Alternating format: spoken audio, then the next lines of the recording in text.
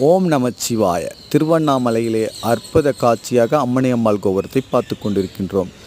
இங்கே கார்த்திகை தீப திருவிழா தொடங்கி வெகு சிறப்பான முறையில் நடந்து கொண்டிருக்கின்றது.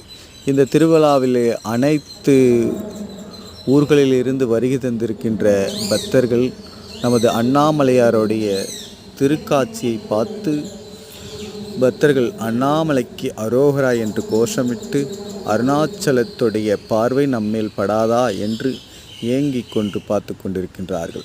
சிவபெருமானுடைய கருணை அனைவருக்கும் கிடைக்கும்.